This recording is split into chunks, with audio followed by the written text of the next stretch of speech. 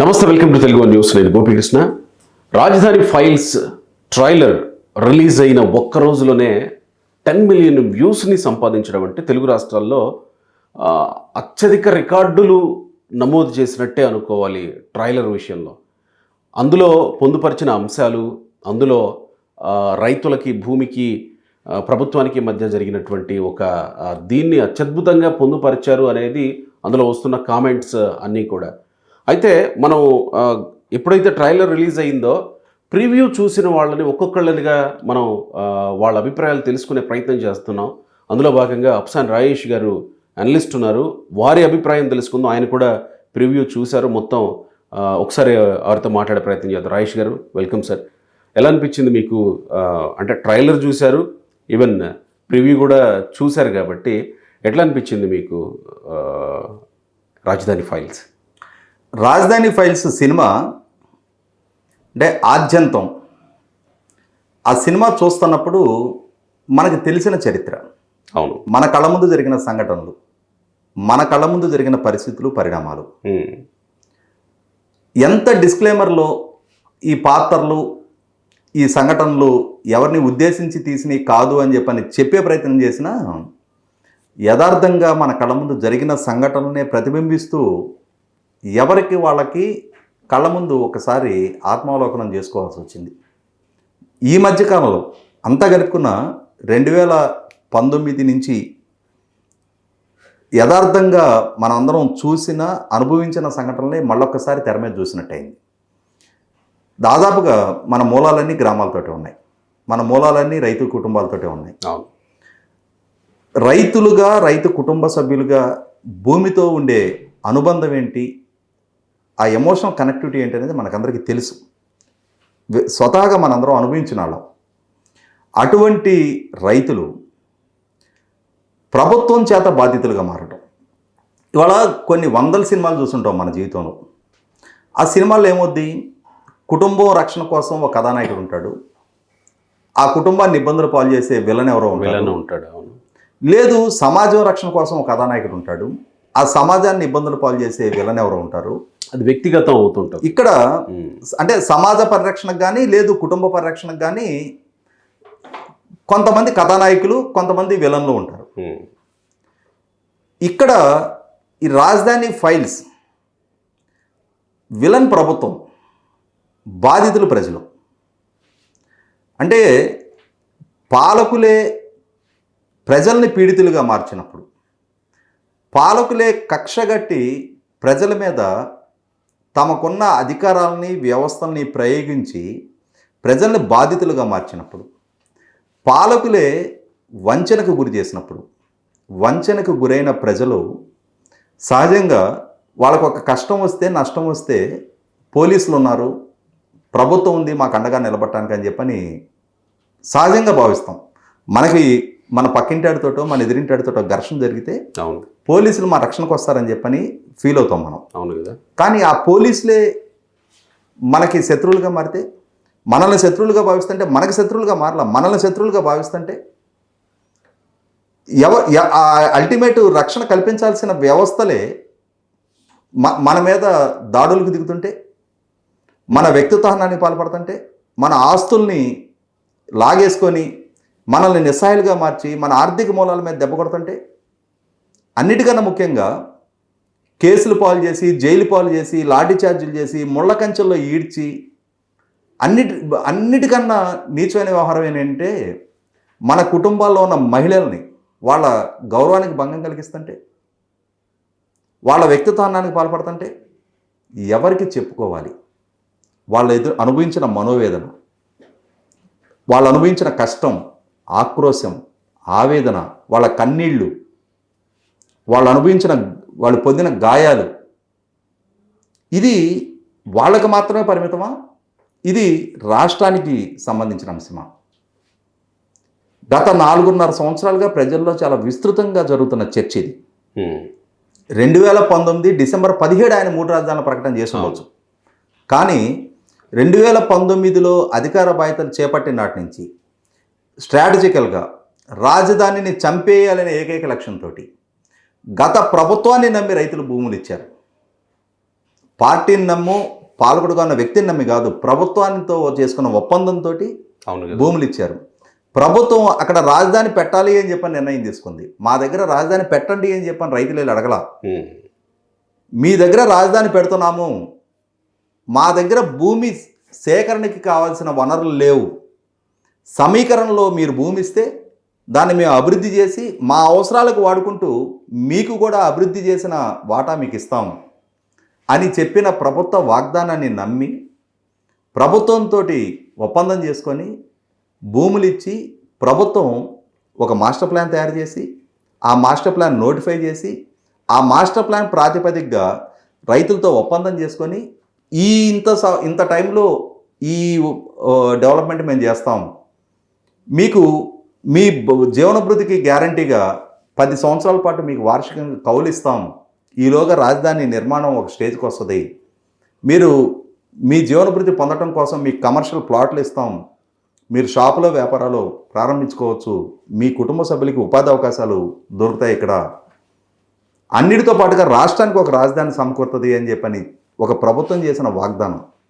ఆ ప్రభుత్వం ఆ నిర్ణయం తీసుకున్న రోజు ఈ రోజు పాలకుడుగా ఉన్న ఆయన ప్రతిపక్ష నాయకుడిగా ఏకగ్రీవంగా మద్దతు ప్రకటించాడు. ఆ రోజు ఈ ప్రతిపక్షం అధికార పక్షం కలిపి తీసుకున్న నిర్ణయం పట్ల అంటే రేపు రోజున మళ్ళీ వివాదం చెలరేగదు అని చెప్పని ఒక నమ్మకంతో రైతులు ముందుకొచ్చి భూములు ఇవ్వడం జరిగింది. ఇదే పాలకుడు ఆ రోజు ప్రతిపక్ష నాయకుడిగా దాంతో డిఫర్ అయ్యి ఉన్నట్టయితే రేపు రోజున ప్రభుత్వం మారితే, అధికారం మారితే, ఇవాళ అపోజ్ చేస్తున్న వాళ్ళు అధికారంలోకి వస్తే ఈ రాజధాని నిర్ణయం అస్థిరపాలవడానికి ఆస్కారం ఉంటుంది. కాబట్టి మా భవిష్యత్తు అగమగోచరంగా మారుతుందనే ఒక అపనమ్మకంతో రైతులు ముందుకు వచ్చేవాళ్ళు కదా ఆ రోజు. అవును కదా. కానీ ఇద్దరు కలిపి తీసుకున్న నిర్ణయం కాబట్టి రైతులు నమ్మారు. తరతరాలుగా వాళ్ళకి సంక్రమించిన భూముల్ని రూపాయి పరిహారం తీసుకోకుండా ప్రభుత్వానికి దారాదత్తం చేయటం అంటే కేవలం వార్షిక కౌలుకి. ఆ వార్షిక కౌలు అంటే ఆ భూమి కౌలుకి ఇచ్చినా వస్తుంది, ప్రభుత్వానికి ఏ అవసరంలా. కానీ ప్రభుత్వం యాజమాన్య హక్కుల్ని తీసేసుకుంది. 4,840 గజాల భూమి తీసుకొని 1,250 గజాలు మాత్రం వాళ్ళకి ఇవ్వడానికి ప్రభుత్వం ప్రతిపాదిస్తే దానికి సిద్ధపడి భూములు ఇచ్చారు. ఇక్కడ ఒక రాజధాని నిర్మాణం జరుగుతుంది అనే ఒక ఆశతోటి భవిష్యత్తు పట్ల ప్రభుత్వం కల్పించిన ప్రభుత్వం చేసిన వాగ్దానాన్ని నమ్మి వాళ్ళు భూములు ఇచ్చారు. కానీ ప్రభుత్వం అదే కొనసాగుతుంది. పార్టీలు మారిని, పాలకులు మారారు. ప్రభుత్వం తను చేసుకున్న ఒప్పందాన్ని ఉల్లంఘించింది. మారిన పాలకుడు తన అసలు సిసలు స్వరూపాన్ని, నైజాన్ని బయటపెట్టుకున్నాడు. ఎన్నికలకు ముందు చేసిన వాగ్దానాన్ని విస్మరించి ఇక్కడే రాజధాని కొనసాగుతుంది అని చెప్పిన చేసిన వాగ్దానాన్ని విస్మరించి తన బృందంతో ముందు మానసిక యుద్ధాన్ని బిగించేశారు. ఇది శ్మశానం అన్నారు, ఎడారన్నారు, ముంపు ప్రాంతం అన్నారు, కట్టుబడికి పనికిరాదన్నారు, కాస్ట్ ఆఫ్ కన్స్ట్రక్షన్ ఎక్కువ వద్దన్నారు, స్ట్రాటజికల్గా పనులు ఆపేశారు, వాళ్ళకి చెల్లింపులు చేయలేదు. వేల మంది నిర్మాణ రంగ కార్మికులతోటి కళకళలాడుతూ ఉన్న ప్రాంతం నిజంగా ఎడారిగా మార్చారు, పనులు స్తంభింపజేశారు. రాష్ట్రానికి రాజధాని లేని పరిస్థితి ఏంటి అని చెప్పని ప్రజలు కూడా స్పందించలా. అదేదో ఆ ప్రాంతానికే పరిమితం అయిందిలే, వాళ్లే కొట్లాడుకుంటారులే అని చెప్పని. ఎగ్జాక్ట్లీ ఇక్కడే నా ప్రశ్న ఏంటంటే, సో ఇలాంటి సినిమాలు రూపంలో రైతులు పడుతున్న సంఘర్షణని తీసుకుపోయినప్పుడు ప్రజల్లో రియలైజేషన్ వస్తుందా? అది ప్రివ్యూ చూసినప్పుడు మీకు ఎట్లా అనిపించింది? 100% ప్రజల్లో రియలైజేషన్ వచ్చింది కాబట్టే 2019 నుంచి ఒక వ్యూహాత్మకంగా ప్రభుత్వం చేసిన విష ప్రచార నేపథ్యంలో ప్రజల్లో కొంత స్తబ్దత నెలకొంది వాస్తవం. కానీ ఎప్పుడైతే వాస్తవానికి అబద్ధ ప్రచారానికి మధ్య ఉన్న వ్యత్యాసాన్ని నిదానంగా ప్రజలు రియలైజ్ అవడం మొదలుపెట్టారు. ఆనాటి పార్టీ, ఆనాటి ప్రభుత్వం ఒక కులం ప్రయోజనాల కోసం తీసుకున్న నిర్ణయం కాదు ఇది అని చెప్పని అసలు సిసలు గణాంకాలు ప్రజల ముందు తేటతనం అవుతా వచ్చాయో, ప్రజల ముందు ఆవిష్కృతం అవుతా వచ్చినాయో, ప్రజలు రిలీజ్ అవ్వటం మొదలైందో, ఇవాళ అదే రైతులు న్యాయస్థానం అంటూ దేవస్థానం అని చెప్పని సంకల్పించుకున్న పాదయాత్రకి ప్రజల నుంచి ఎటువంటి స్పందన దక్కింది అనేది చూసాం మనం. ప్రభుత్వం ఉద్దేశపూర్వకంగా ప్రతిబంధకాలు కల్పించే ప్రయత్నం చేసింది, వేధింపులకు గురి చేసింది, దాడులకు గురి చేసింది, పోలీసుల చేత పాశవికంగా లాఠీచార్జ్ ప్రయోగించారు, మహిళల గౌరవానికి భంగం కలిగించారు, మహిళల్ని తాకరాని చోట్ల తాకారు, అసభ్య పదజాలంతో దూషించారు. ఇవే అన్ని వాళ్ళు కనకదుర్గమ్మ దేవస్థానానికి పొంగలు పెట్టుకోవడానికి వెళ్తుంటే ముళ్ళకంచెల్లో ఈడ్చారు, రక్తపు గాయాలైన, వాళ్ళ బట్టలు చిరిగిపోయేటట్టుగా పోలీసులు వ్యవహరించారు. ఇవన్నీ సహించారు, భరించారు. అంటే గత్యంతరం లేని పరిస్థితుల్లో పళ్ళ బిగువున వాళ్ళు ఎక్కడ ఆ ఎమోషన్స్ని కంట్రోల్ చేసుకుంటా హింసాత్మక ధోరణి ఎంచుకోకుండా అహింసాయుతంగా వాళ్ళు శాంతియుతంగా వాళ్ళ నిరసన కొనసాగిస్తూ వచ్చారు. వాళ్ళని వాళ్ళు హింసించుకున్నారు, వాళ్ళ ఆస్తులు పోగొట్టుకున్నారు, వాళ్ళ గౌరవానికి భంగం కలుగుతుంది, వాళ్ళు దాడులు ఎదుర్కొంటా ఉన్నారు, వాళ్ళ వ్యక్తిత్వానికి పాల్పడుతున్నారు, వాళ్ళు కట్టుకున్న చీరల ఖరీదు గురించి ఇవాళ మీడియాలో చర్చలు పెడతా ఉన్నారు, రియల్ ఎస్టేట్ వ్యాపారులు అన్నారు, పెయిడ్ ఆర్టిస్టులు అన్నారు, ఎన్ని రకాల వాళ్ళ మీద ఎమోషనల్గా దాడులు చేస్తున్నా కూడా వాళ్ళ మనోధైర్యాన్ని కోల్పోకుండా వాళ్ళు కుంగిపోతున్నా, వాళ్ళు కొంతమంది ప్రాణాలు కోల్పోతున్నా, ఆ మనోవేదనకు గురవుతున్నా కూడా వాళ్ళ ధైర్యంగా ఆ ప్రభుత్వాన్ని ఎదుర్కొంటూ వచ్చారు. అంతిమంగా న్యాయ పోరాటం ద్వారానే మాకు న్యాయం జరుగుతుందని చెప్పని నమ్మారు. ప్రభుత్వం ఎన్ని రకాలుగా రెచ్చగొట్టాలో అన్ని రకాలుగా రెచ్చగొట్టే ప్రయత్నం చేసింది. అక్కడ హింసాత్మకంగా దాన్ని మలిచే ప్రయత్నం చేశారు.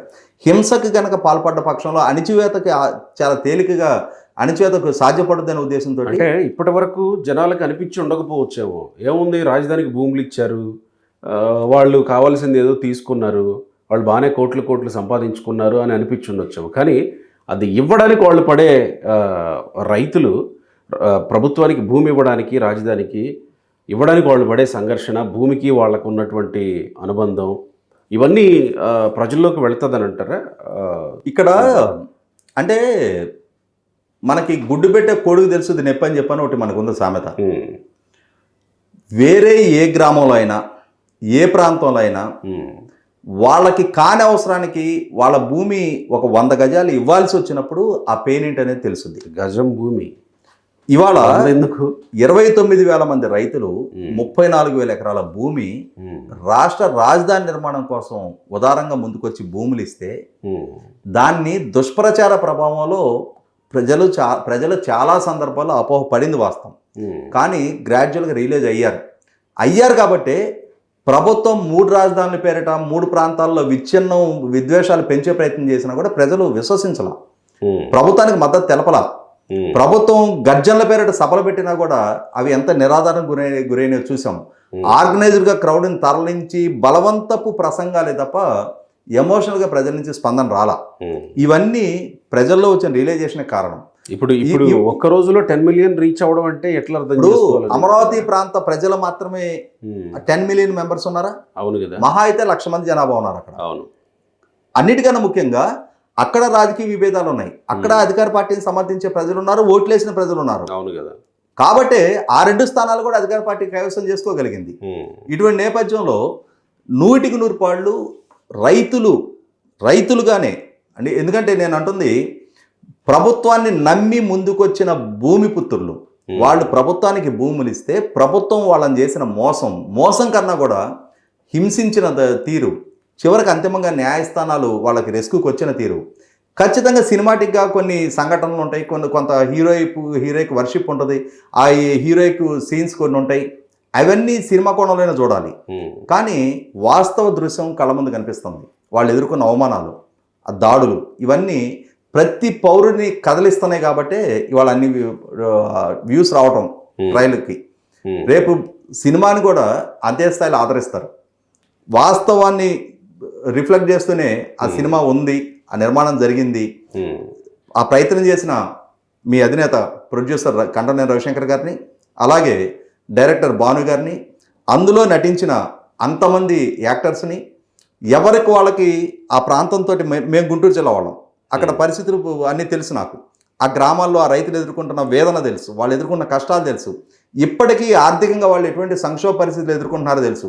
న్యాయ పోరాటానికి ఖర్చు పెట్టుకోవాలి, ప్రభుత్వం నుంచి వార్షిక కౌలు సక్రమంగా అందట్లేదు, కుటుంబ పోషణ కష్టతరంగా మారిపోయింది. అయినా సరే పంటి బిగువున రేపు మంచి రోజు రాకపోద్దా అని చెప్పని భవిష్యత్తు మీద ఆశతోటి ఇవాళ ప్రతి రైతు ఎదురు చూస్తున్నాడు. అంతిమంగా న్యాయస్థానాలు రైతులకు అండగా నిలబడి అద్భుతమైన తీర్పు ఇవ్వడం జరిగింది. ప్రభుత్వ ప్రయోగాల్ని న్యాయస్థానాలు అడ్డుకున్నాయి. చివరగా అమరావతి మాత్రమే అజరామరంగా నిలబడటం ఖాయం, అద్భుతమైన రాజధానిగా పరిడవెళ్ళటం ఖాయం, ఆంధ్రప్రదేశ్ రాష్ట్రానికి ఏకైక రాజధానిగా కొనసాగటం ఖాయం. రైట్ రాజేష్ గారు, థ్యాంక్ యూ.